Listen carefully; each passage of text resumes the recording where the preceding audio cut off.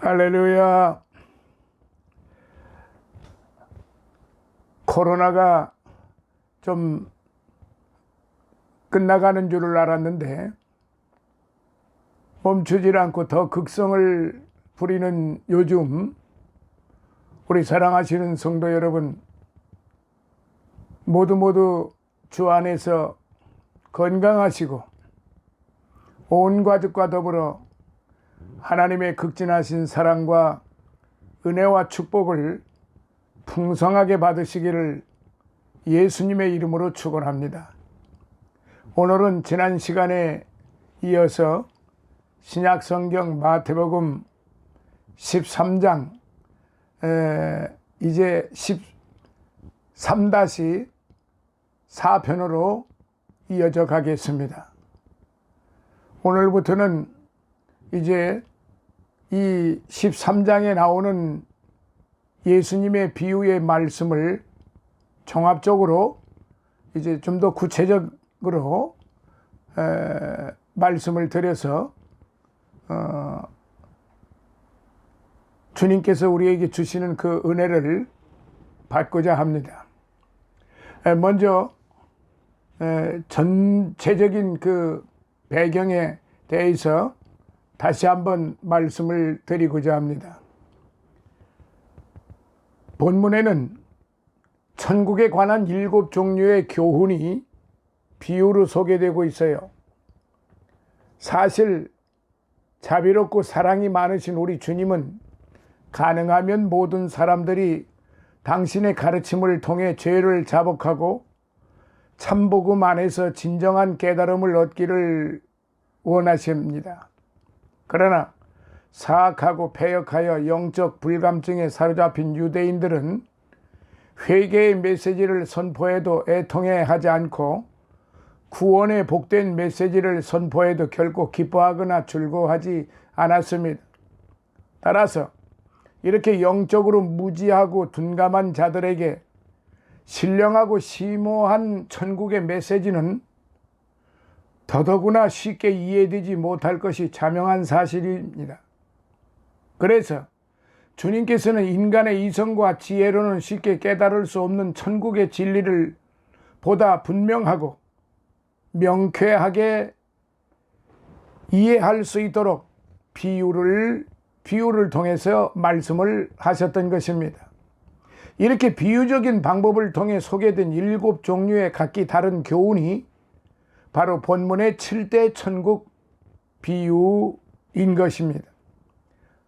한편 성경이 가르치는 천국은 크게 둘로 나누어집니다. 그 하나는 장차 이 세상의 마지막 날에 나타날 완전하고 실제적인 미래적 천국입니다. 대개의 성도들은 흔히 천국을 이런 미래적 천국으로만 알고 있어요. 그러나 성경, 특히 복음서는 분명하게 또 다른 하나의 천국을 가르칩니다. 즉, 그것은 예수 그리스도께서 인간의 육신을 입으시고 이 세상에 오심으로 시작된 현세적 천국입니다. 다시 말씀드리면, 좀 더 알기 쉽게 말씀드리면, 하늘에 계신 하나님, 성자 하나님께서 이 땅에 오셨기 때문에 그분이 계시는 곳이 천국이라는 그런 말씀입니다. 그러니까 오해하지 마시고 이 땅에 인간의 육신을 입으시고 이 세상에 오셨기 때문에 시작된 현세적 천국으로 볼 수 있습니다. 즉 주님께서 이 세상에 오셔서 천국 복음이 선포되고 많은 사람들이 복음을 들음으로 점점 하나님의 나라, 즉 하나님의 주권이 미치는 모든 영역, 그 하나님의 나라가 확장되고 있는 상태, 바로 이것이 현세적 천국이라는 말이죠. 그러기에 현세적 천국은 가시적이 아니라 영적인 것입니다. 그런데 본문의 7가지 천국 비유는 바로 이 현세적 천국의 특징을 분명하게 보여줍니다. 그러기에 실로 눈에도 보이지 않고 손으로도 잡히지 않는 이 현세적 천국의 영적 운동력을 꿰뚫어 볼 수 있는 것은 실로 영적 진리에 둔감한 현세의 우리 성도들에게는 매우 어려운 일이기도 하지요. 그러므로 우리 성도는 본문에 나타난 7가지의 천국 비유를 통해 참된 천국의 실체를 분명히 깨닫는 그런 계기를 삼아야 한다, 이 말씀이 옵니다. 자, 그렇다면은 본문에 나타난 현세적 천국의 특징을 우리가 한번 살펴보도록 하겠습니다. 1절, 9절, 18절, 23절을 이제 다시 한번 여러분들께서 읽어주세요. 자, 본문에서 예수님은 씨 뿌리는 자의 비유를 통해 천국의 특성을 가르칩니다. 당시 팔레스타인은 우리나라와는 달리 가죽의 등 뒤에 씨를 뿌려놓고 짐승을 몰아 씨를 떨어지게 하는 방법으로 씨를 뿌렸습니다. 가축이죠. 가축의 등 뒤에 씨를 올려놓고 짐승을 몰아서 씨를 떨어지게 하는 방법으로 씨를 뿌렸다는 말입니다. 그렇기 때문에 어떤 씨는 바람에 날려 길가, 즉 이랑 사이로 난 굳고 딱딱한 길을 말합니다. 그래서 그 길가에 떨어지기도 했어요. 따라서 이 경우 길가에 떨어진 씨앗은 새들의 먹이가 되기 일쑤였죠. 바로 예수님이 그것을 보시고 말씀을 하신 것입니다. 4절.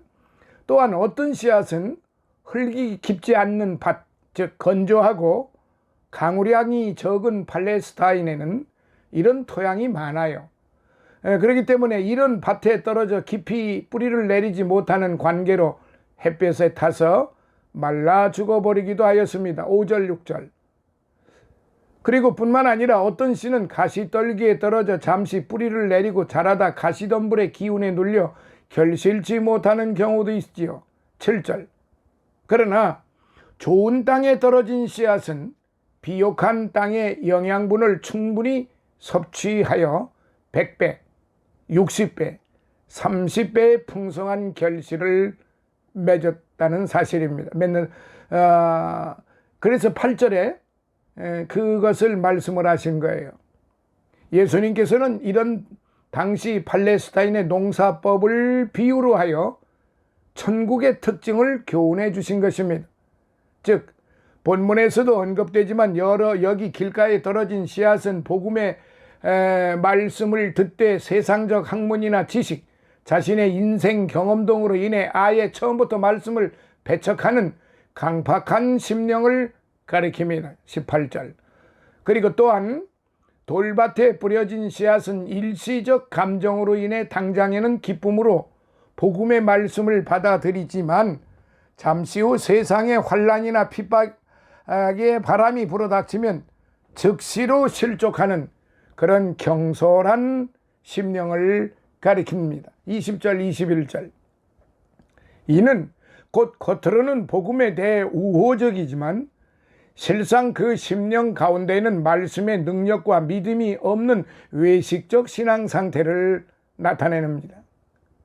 그리고 가시떨기에 떨어진 씨앗은 일상적으로는 신앙의 법에 따라 신앙인으로서의 외형적 의무, 예를 들면요, 교회 출석, 헌금 생활 등 그런 의무에 충실은 하나 그 내면에는 끊임없이 세상의 명예욕, 물욕에 사로잡혀 종래에는 결국 성령의 열매 맺는 삶을 살지 못하는 그런 분열된 양면적 심령을 가진 자를 가리킵니다. 22절. 반면에 마지막으로 옥토에 떨어진 씨앗은 복음의 귀한 말씀을 기쁨으로 받을 뿐만 아니라 환난이나 박해를 물리치고 세상의 욕심과 유혹을 떨치며 끝끝내 풍성한 성령의 열매를 맺는 신실한 심령을 가리킵니다. 23절. 사랑하시는 성도 여러분, 그렇습니다. 실로 복음의 세계에는 이 네 부류의 사람들이 항상 존재해요. 그래서 복음이 선포되면 혹자는 길가에 떨어진 씨와도 같이 아예 처음부터 복음을 배척하고 비난합니다. 그러기에 이런 자들에게는 애당초 복음이 들어갈 여지가 없어요. 그러나 일단 복음이 들어갔다 해서 그 사람이 완전한 성령의 열매를 결실하는 것 또한 아닙니다. 왜냐하면 그 가운데에는 돌밭에 떨어진 씨와 같이 그때만 잠깐 복음을 환영하다 조그마한 괴로움만 있어도 이내 복음을 저버리는 자도 있기 때문에 그렇습니다. 이뿐이 아니에요. 가시떨기에 떨어진 씨와 같이 복음을 받고 오랫동안 믿음 생활을 하며 겉으로는 완전한 신앙인의 모습을 갖추고 있으면서도 실상 그 마음속에는 항상 세상의 염려, 돈의 유혹 등으로 인해 그 마음이 온통 세상으로만 향해 있는 자들도 있다는 것이지요. 그러기에 이 세 부류의 사람들은 성령의 사람으로서 성령의 열매 맺는 삶을 살지 못하는 거지요. 그렇다면 과연 어떤 자가 거룩한 성령의 열매를 풍성하게 결실하는 자들일까요?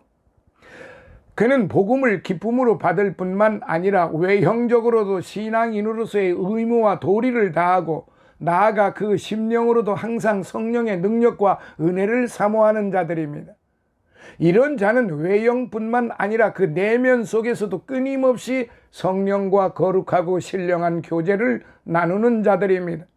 그러기에 이런 자들은 항상 하나님과 이웃을 사랑하고 기쁨과 화평의 삶을 살고 환난과 핍박 가운데에서도 오래 참으며 절제합니다. 뿐만 아니라 이런 성령의 열매 맺는 사람은 하나님을 향하여 끝까지 충성하고 이웃을 향해 온유한 마음을 갖습니다. 선한 행위를 합니다. 베풀어 주기를 항상 그 가득한 마음을 가지고 남에게 베풀어 주기를 갖는 그런 마음으로 가득합니다. 다시 말씀드리면 바로 이와 같은 삶을 사는 자들, 그런 성도들, 이런 성도들 가운데 이미 하나님의 나라는 천국은 이루어져 있는 것이지요. 그러므로 성도 여러분, 길가와 같이 완악하고 강팍한 심령을 가진 자는 성령의 단비를 통해 그 심령을 부드럽게 합니다. 그리고 돌짝밭과 같은 마음을 가진 자는 성령의 불방망이로서 그 돌들을 부수어 버립니다.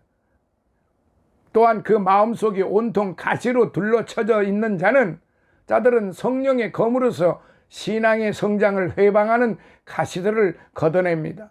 에베소서 6장 17절에요. 바로 이럴 때 하나님의 나라는 우리 가운데 임하게 되는 것입니다. 자, 두 번째, 천국은 좋은 씨를 제 밭에 뿌린 사람과 같아요. 24절로부터 30절, 36절로부터 43절.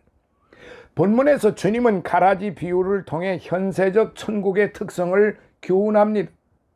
즉 당시 팔레스타인에는 좋지 못한 관습이 하나 있었어요.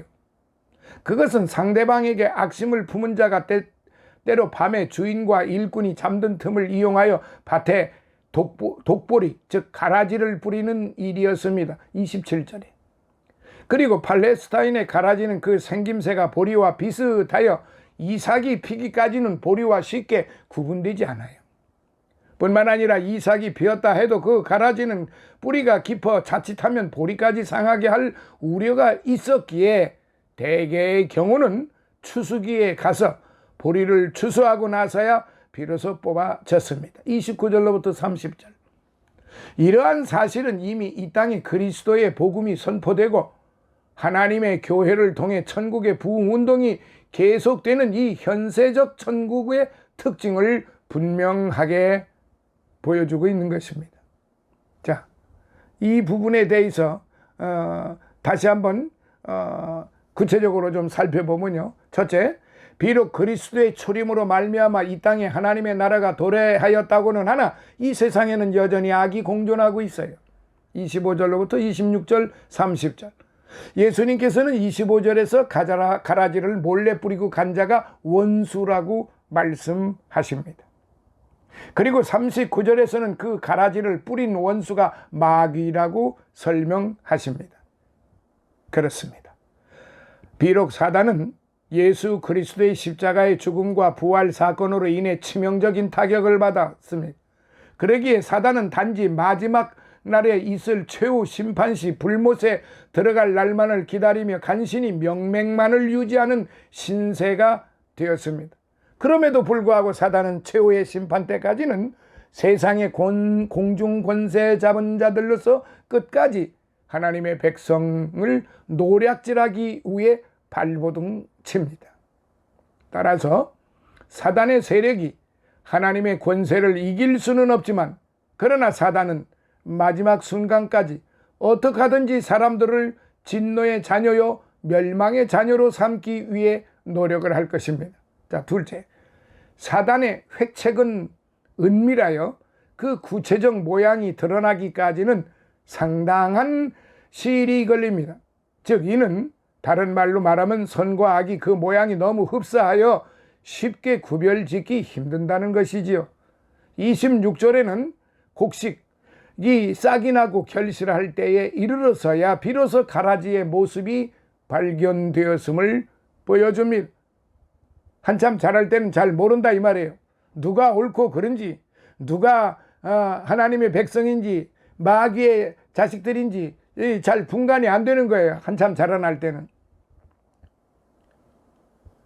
이처럼 하나님의 교회를 회방하고 진리를 대적하는 세력들의 가르침은 그 모양이 복음과 비슷하여 당장에는 쉽게 발견되지 않아요. 그렇기 때문에 비진리나 잘못된 복음은 오랜 시일이 지나 도처에서 그 피해 사례들이 눈에 확연히 들어올 때에야 비로소 심각성을 감지하게 되는 거예요. 그러기에 우리 성도들에게는 항상 깨어 경성하며 복음 가운데 굳게 서는 복음 파수자의 경각심이 요구되는 것입니다. 셋째, 종말에는 악한 사단의 세력에게 반드시 불심판이 임하게 되어 30절, 40절, 42절.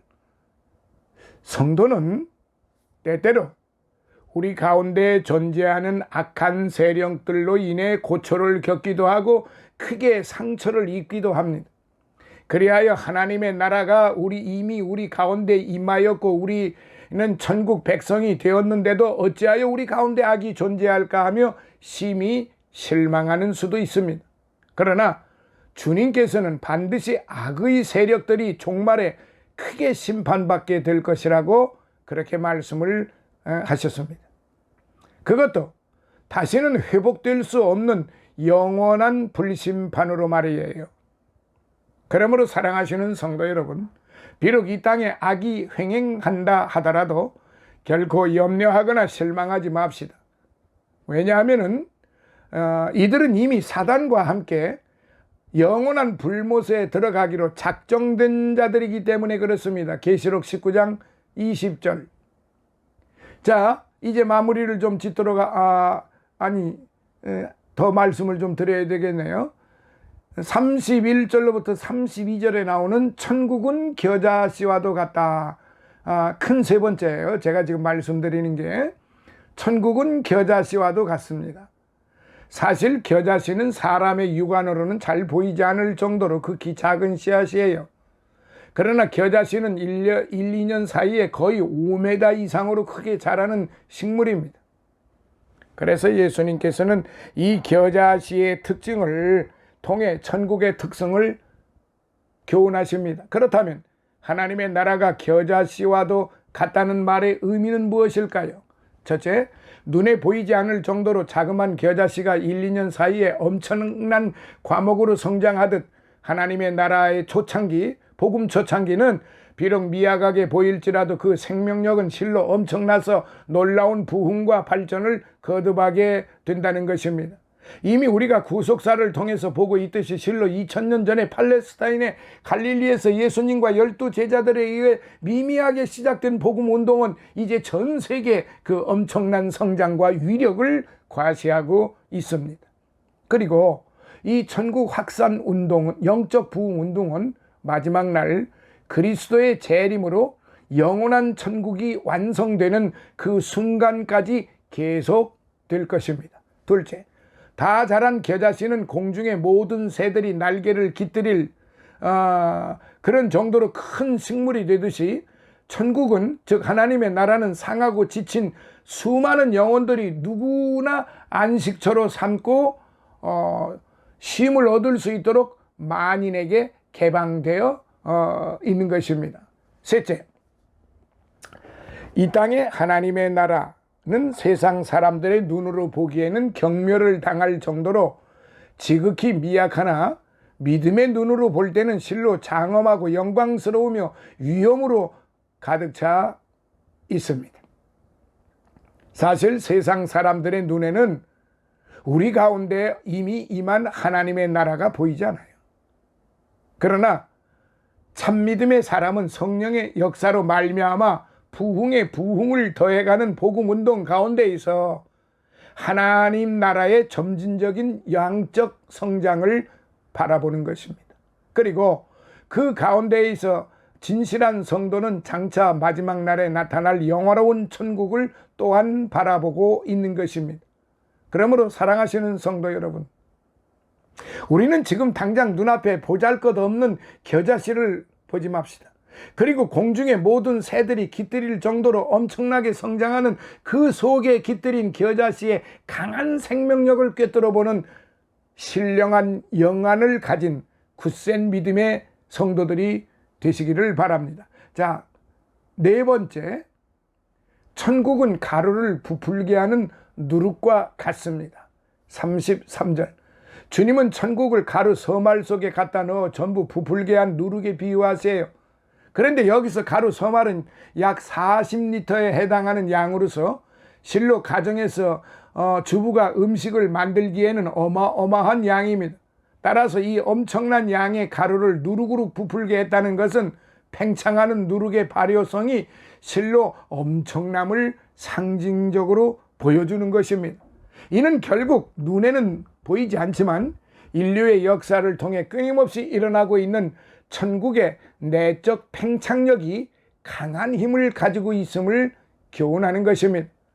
진실로 겨자씨 비유에서 보듯이 천국은 역사 가운데에서 엄청난 외적 성장력을 갖습니다.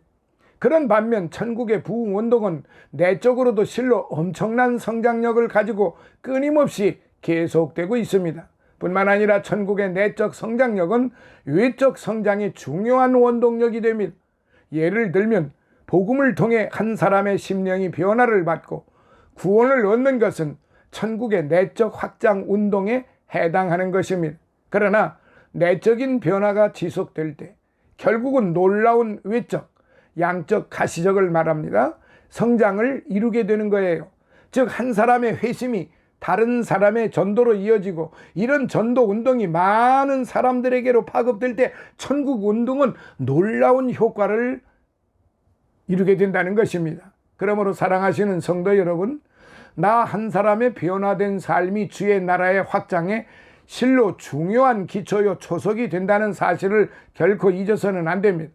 마치 사도 바울 한 사람의 회심이 당시 지중해 연안의 중근동 지역 이방인들에게 엄청난 생명의 빛을 비춰주었듯이 말입니다. 그러므로 여기서 제가 다시 한번 말씀드립니다.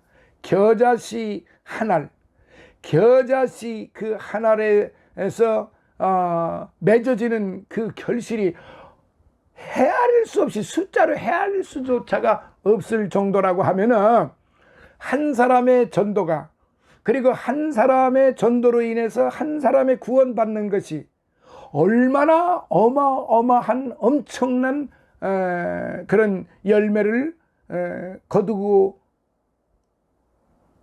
있다는 것을 우리는 알아야 됩니다. 윌리엄 틴데일이라는 사람은 인도에서 7년 동안을 복음 전도를 했습니다. 그러나 7년 동안 온갖 눈치와 그리고 그 본부에서 여러 가지 책망을 들으면서도 그는 돌아와서 선교 보고를 하기를, 나는 인도에서 7년 동안 전도하면서 딱 한 사람밖에 구원에 이르는데 도움을 주지 못했다. 딱 한 사람을 주님께로 인도했다라고 서슴없이 말을 했습니다. 그 얼마나 아름답고 복되고 확실한 믿음의 사람입니까? 사랑하시는 성도 여러분, 나 한 사람이, 나 성도, 보배로운 성도, 거룩한 성도, 존귀한 성도, 나 한 사람을 통해서 맺어지는 그 열매는 어마어마하다 이 말입니다. 그러므로 특별히 목회자 되신 분들, 그리고 주의 말씀을 전거하기 위하여 세계 각지로 곳곳에 각 처처마다 다니시는 우리 선교사님들, 우리 선교사님들이 그 한 사람의 영혼을 구원의 길로 인도하시기 위하여 순교할 각오를 가지고 자기 생명을 내버릴 각오를 가지고 그렇게 선교를 하시는데 무엇 때문에 그렇게 하시겠습니까? 바로 겨자씨의 그 비유의 말씀 때문에 그렇습니다. 겨자씨의 그 특성 때문에 그렇습니다. 겨자씨 하나는 눈으로도 잘 보이지도 않습니다. 그냥 콧바람으로도 휙 날아가는 그런 씨앗이에요. 그런데 그 겨자씨 하나이 엄청난 열매를 맺는다는 사실입니다. 그러므로 지금 현 이 시간에도 복음을 전하고 주의 뜻을 전하고 하나님을 기쁘시게 해드리는 자들의 그 역할은, 그리고 그분들이 하시는 일은 천하를 다 주어도 바꿀 수 없는 엄청난 사역이라는 사실을 확실하게 아시고 13-4편은 여기서 마무리를 하도록 하겠고요. 다음 시간 13-5편에서 마무리하는 시간으로 갖도록 하겠습니다. 13-5편에서는 천국은 마치 밭에 감추인 보화와도 같다라는 말씀으로 해서 나머지 비유의 말씀을 마무리하도록 하겠습니다. 감사합니다. 할렐루야.